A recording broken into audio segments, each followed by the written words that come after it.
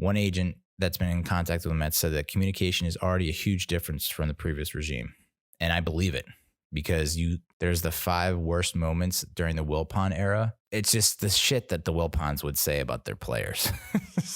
And it's just a lot of it's kind of unwarranted. And even if you do think that, don't put it in the press. And it was all really a ploy to pay the players less. It's another penny pinching maneuver. Drive down the market and drive down the cost. I guess we could quickly run through the 5 worst memories during the Wilpon era. This is from Michael Carballera. I think this is from Rising Apple. The Bernie Madoff scandal, which this pretty much affected how all things would roll out over the Wilpons ownership tenure, really, if you think about it. It all comes back to and tied to this fucking scandal. Largest Ponzi scheme in history.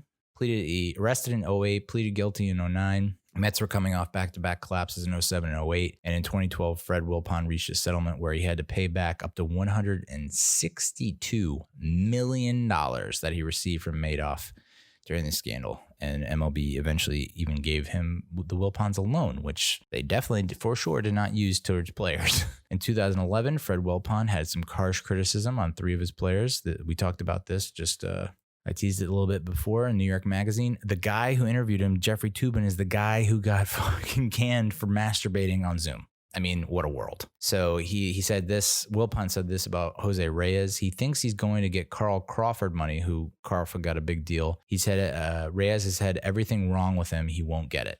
Yikes. David Wright, and Reyes didn't get it, even though he won the friggin' batting title in 11.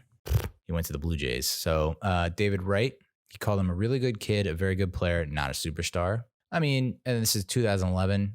Yeah, I mean, David Wright's decline started in 2009. That's when the injuries really started. So I guess he was super bitter about that. But had it not been for the injuries, Wright is a superstar. He was putting up superstar numbers from 2005 to 2008, pretty much. 4-year span. And then he said this about Beltran. So our 3 top players basically in 2011, Reyes, Wright, Beltran. We had some schmuck in New York who paid him based on that one series. He's 65 to 70% of what he was. Okay. Beltran also went on to play 11, 12, 13, 14, 15, 16, 6 more years. After that, he won a World Series with the Astros and also went to the playoffs a couple times with the Cardinals. No big deal. And he technically had the no-hit against Johan.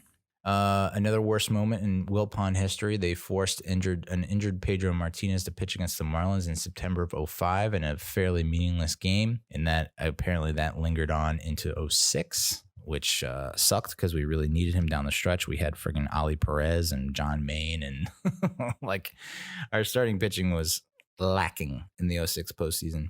When Citi Field was built, seems like kind of like whatever, but I guess the Wilpons were big Brooklyn Dodgers fans. And so there was absolutely zero Mets history in the new Citi Field, which is just egregious. I mean, they had the tribute to Jackie Robinson right in the rotunda there in the front, but there was nothing to indicate that there was any kind of Mets lore. And eventually they fixed it, but it took a lot of lashing out and backlash from the fans before they actually got their asses in gear.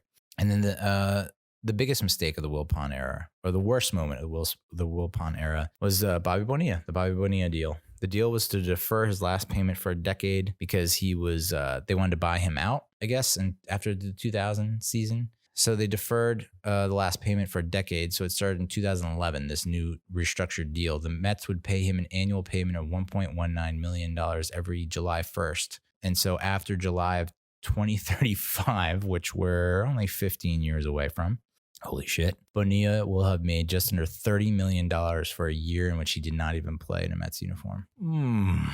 It was reported that Fred Wilpon accepted this deal mainly because he was heavily invested in Bernie Madoff's Ponzi scheme. The 10% returns he was supposed to get from Madoff was better than the 8% interest that they would have owed Bonilla on his buyout. Bernie fucking Madoff. Crazy. Just nutso.